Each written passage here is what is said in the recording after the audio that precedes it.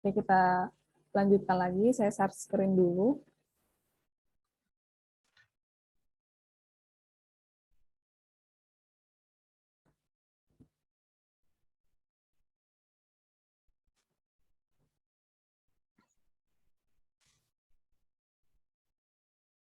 Nah, di sini tadi kita sudah sampai soal nomor 6 ya. Kita menuliskan diketahui dari soalnya. Kemudian di sini massa lem itu M kecil ya, massa lem itu 1/10 dari massa cakramnya. Kemudian pada jarak 3/4 R dari poros gitu. Yang ditanyakan adalah kelajuan sudut putarnya sekarang gitu atau W aksen gitu ya. Jadi ada tetapnya tuh W sebelumnya dan setelah memutar atau W aksennya ini yang ditanyakan. Nah, jadi di sini kalau kita lihat ya ada dua sistem. Ya, sistemnya itu ada dua. Maksudnya di dalam satu sistem di soal nomor 6 ini ada dua ya. Ada dua. Yang pertama si cakramnya, meja putar cakram, yang kedua lem gitu ya. Bayangin dia meja berputar, terus ada lem tuh jatuh di meja cakramnya gitu. Jadi sistemnya ada dua di sini. Di dalam sistem ini ada dua, cakram sama lem. Coba kita bahas bareng-barang untuk penyelesaiannya. Nah, di sini perhatikan ya, karena kita perlu analisa nih, analisa yang analisa dari kasusnya gitu. Jadi kalau kita lihat sistem kan mula-mula adalah cakram. Sebelum lem itu jatuh ke cakram, mula-mulanya hanya cakram aja.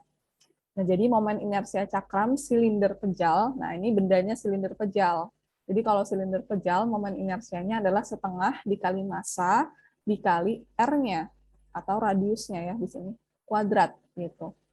Berputar dengan kelajuan omega 1 gitu atau ya omega 1 ya. Kemudian sekarang kita tinjau sistem yang sekarang. Jadi sistem yang sekarang itu saat lemnya tuh udah jatuh tuh ke cakramnya. Itu cakram, momen inersia 1 dan setetes lemnya tadi yang udah jatuh di cakramnya tadi gitu. Oke, kemudian momen inersia lem itu I2 ya, setengah M2 dikali R2 kuadrat. Lem kita anggap sebagai partikel gitu, partikel. Sebagai suatu sistem yang berotasi gitu.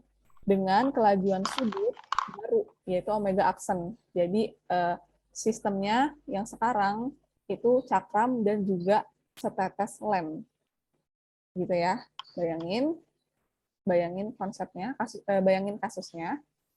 Oke.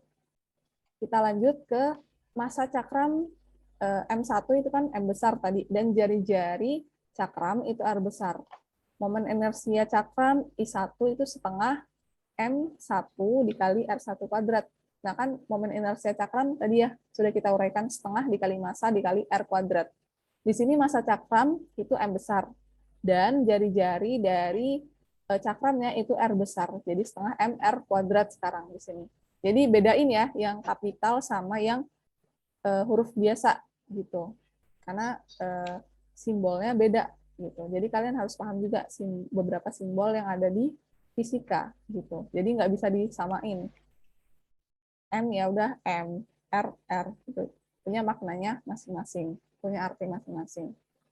Gitu. Nah, pada saat di sistem yang mula-mula itu kecepatan sudut mula-mulanya adalah omega gitu. Nah, kemudian kita mau cari momentum sudut mula-mula. Momentum sudut itu kan momen inersia dikali kecepatan sudut atau omega. Berarti di sini momentum sudut mula-mula atau momentum sudut pada saat sistem yang hanya cakramnya aja, yaitu inersia cakram setengah mr kuadrat, ini ya kita masukkan di sini, kemudian dikali kecepatan sudut mula-mula, yaitu omega. Gitu. Oke, kita sudah dapat momentum sudut mula-mulanya.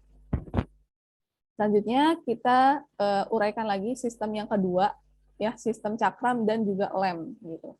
Nah, massa lem, belum ya kita uraikan dulu yang lemnya dulu di sini.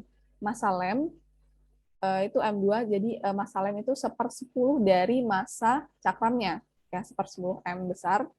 Lem melekat pada jarak dari poros R2, yaitu 3/4 R. Nah, ini diketahui dari soal jaraknya.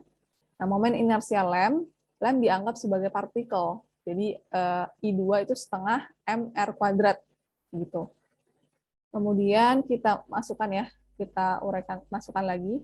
Jadi massa lemnya kan 1/10 dari M besar ya, atau massa cakramnya. Setengah, kemudian R-nya, R dari lemnya itu 3/4 R. Jangan lupa dikuadratkan ya. Jadi sama dengan setengah dikali 1/10 M dikali 3R kuadrat itu 9R kuadrat per 16. 4 kuadrat itu 16. Jadi sama dengan 9mr kuadrat dibagi 320 ya. 16 dikali 10 dikali 2. Itu hasilnya 320. Oke, kita lanjut lagi. Nah, sekarang sistem yang sekarang, kan kita sudah, karena cakramnya itu ditetesi oleh lem, berarti sistemnya sekarang adalah cakram plus lem gitu. Sebagai satu sistem yang bergerak dengan kecepatan sudut. Jadi karena sudah jadi satu sistem lem dan cakram itu, maka kecepatan sudut cakram itu sama dengan kecepatan sudut lem atau sama dengan kecepatan sudut dari sistemnya, cakram plus lem. Jadi bisa saya tulis secara matematis seperti ini. Omega 1 aksen sama dengan omega 2 aksen sama dengan omega aksen ya. Karena dia sudah jadi satu sistem cakram sama lemnya gitu.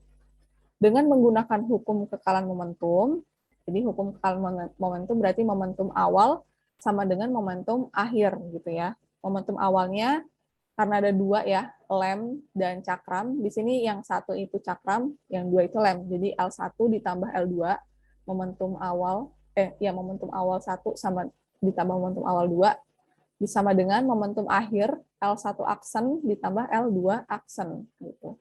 Momentum akhirnya saya simbolkan sebagai L aksen. Nah, momentum itu kan momen inersia dikali kecepatan sudut atau omega. Berarti di sini L1 momen inersia 1 dikali omega 1 ditambah I2 dikali omega 2. Berarti kalau momentum akhirnya, jadi momen inersia 1 dikali omega aksen 1 ditambah I2-nya ya, momen inersia 2 dikali omega aksen 2. Oke, kemudian kita turun ke line selanjutnya. Untuk L2, ya L2-nya ini 0 kecepatannya. Nah, kecepatannya kenapa nih omeganya 0? Oh iya, karena lem ya, yang kedua kan lem. Oke, lem tadi, dan itu nggak diketahui berapa, 0 ya, 0. Karena dia ditetesin secara vertikal gitu, secara vertikal ke bawah, makanya omeganya 0, si lem. Kemudian di sini hanya omega 1 dikali I1 ya, sama dengan, nah, omega 1 aksen itu kan sama dengan omega 2 aksen, itu sama dengan omega aksen. Jadi boleh saya tulis seperti ini, I1 ditambah I2 dalam kurung dikali omega aksen, karena omega 1 aksen sama dengan omega 2 aksen gitu ya. Atau omega aksen di situ, di sini. Oke, kemudian omega aksen inilah yang mau kita cari kecepatan sudut sistem yang sekarang gitu. Jadi dari persamaan dari persamaan ini omega aksen sama dengan omega 1 dari cakramnya, kecepatan sudut cakram dikali momen inersia cakram dibagi momen inersia cakram ditambah momen inersia si lemnya gitu. Itu ya kan dikali silang, makanya dia turun ke bawah nih, bagi ke bawah. Oke. Kemudian dari sini sudah tinggal kita masukkan aja nilai komponennya. Omega 1 tadi kecepatan dari cakramnya itu omega dikali momen inersia cakram itu setengah mr kuadrat per sama ya I1 kan setengah mr kuadrat dan 2 I2 momen inersia dari lemnya tadi udah kita uraikan tuh yang sebelah sini 9 mr kuadrat per 320 gitu ya. Jadi ini yang satu ini cakram ya, satu cakram, yang kedua itu lem gitu. Oke, kemudian dari sini kita ini kan penjumlahan pecahan. Jadi setengah mr kuadrat per ini dikali ya yang atasnya setengah dikali 1 jadi setengah mr kuadrat dikali omega per setengah ditambah 9 per 320. Samakan dulu penyebutnya 320. Jadi kita dapatkan setengah ditambah 9 ditambah 9 per 320 itu hasilnya 169 per 320. Oke, karena ini kan variabelnya sama ya, MR kuadrat. Jadi bisa kita jumlahkan pecahan ini. Setengah ditambah 9 per 320. Nah, ingat lagi ya, penjumlahan pecahan itu kayak gimana. Nah, setengah ditambah 9 per 320 hasilnya 169 dibagi 320. Oke, ini sama-sama ada MR kuadrat. Jadi bisa kita coret ya, habis dibagi. Tinggallah setengah omega dibagi 169 per 320. Oke, ini pembagian pecahan. Supaya mudah, berarti kita kali ya, setengah dikali 320 per 169. Dikali omega, tetap omeganya ada. Nah, ini kita sederhanakan 320 dibagi 2, hasilnya 160. Nah, kita dapat kecepatan angular sekarang atau omega aksennya sama dengan 160 per 169 omega gitu, kecepatan sebelumnya gitu. Jadi kecepatan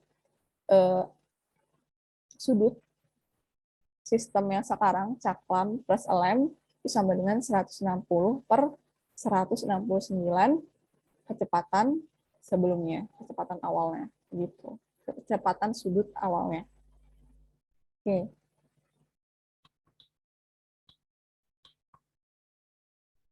Oke, mungkin ini untuk soal nomor 5 dan soal nomor 6.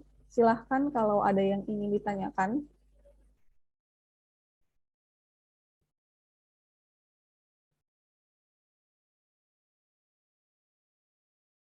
Bisa mengikuti untuk soal nomor 5 dan nomor 6.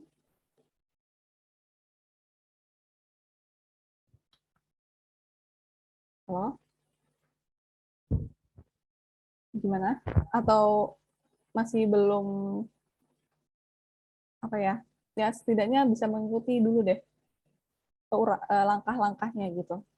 Dari perhitungannya, ada yang nggak masuk di logik ya gitu maksudnya. Kenapa bisa gini, kenapa bisa gitu. Bisa mengikuti? Bisa mengikuti, Kak. Tapi kalau bisa, Kak. Oke, kalau bisa mengikuti bisa ya. Nah, bagaimana matematisnya, uraiannya? Nah, nanti itu bisa dipelajari lagi gitu. Itu skill matematisnya gitu. Yang penting kalian tahu alurnya gitu ya, alurnya, dan yang penting adalah paham konsepnya gitu.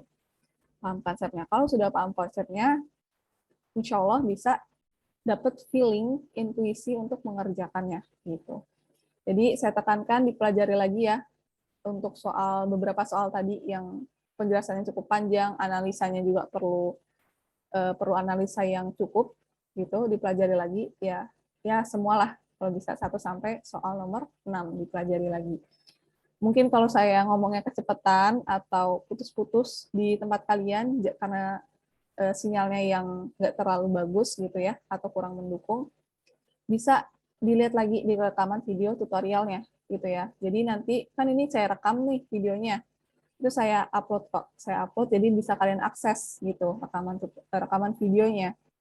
Jadi kalau misalnya saya terlalu cepat kan multitasking ya, harus nulis, habis itu dengerin pembahasannya, jadi kan kurang maksimal. Jadi bisa dilihat lagi di video rekaman tutorialnya gitu sih. Ya harapan saya ya kalian bisa gitu. Untuk TPB 45 bisa paham konsepnya, dan endingnya nanti ya kalian bisa mengerjakan kasus-kasus soalnya untuk kuis, UAS, dan untuk selanjutnya. Ini karena masih tahap semester 1 ya, ini dasarnya gitu. Jadi mungkin itu ya dapat hasil yang maksimal ya, dan bisa lulus mata kuliah Fisika Dasar 1 semuanya TPB 45, jadi bisa lulus bareng-bareng, lulus TPB bareng-bareng gitu. Oke, mungkin kalau belum ada yang ingin disampaikan lagi atau ingin ditanyakan, kita langsung dokumentasi ya. Sebentar lagi udah mau jam 9. Kalian ada kelas kan jam 9. Terakhir, kita dokumentasi dulu seperti biasa untuk berita acara pelaksanaan tutorial ya. Silakan bisa dinyalakan teman-teman kameranya untuk kita dokumentasi sebentar.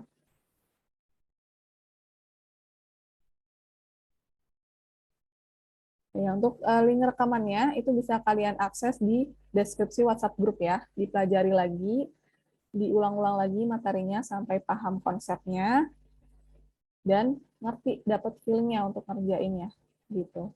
Maksimalin buat UAS sama kuis. Jadi UAS di bulan Desember, kita masih ada waktu lagi sebulan untuk mempersiapkan UAS gitu ya. Untuk mendapatkan hasil yang terbaik, tentunya perlu persiapan yang matang, yang cukup lama, tapi apa ya, yang efektif gitu, yang cerdas. Walaupun ini sebulan kan cukup lama nih, jadi perlu persiapan yang matang gitu untuk mendapatkan hasil UAS yang terbaik.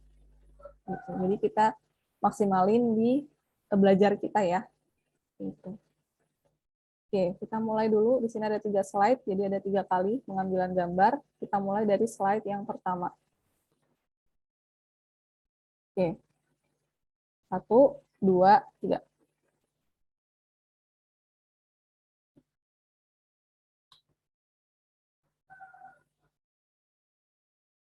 Next, slide yang kedua. Ya, dinyalakan yuk kameranya. Masih ada di sana nggak nih orang-orangnya? 1, 2, sebentar. 1, 2, 3. Oke.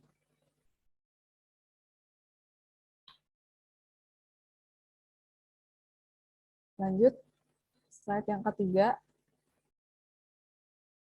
1, 2, 3.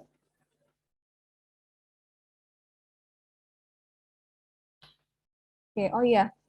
Terakhir, bagi yang hadir kelas tutorial hari ini, jangan lupa untuk mengisi presensi kehadiran ya. Seperti biasa, terakhir jam 9 malam. Jangan sampai terlambat mengisi presensinya, disiapkan catatan tutorialnya untuk bisa diisi presensi gitu. Oke, sebelum ditutup, ada yang ingin disampaikan atau cukup?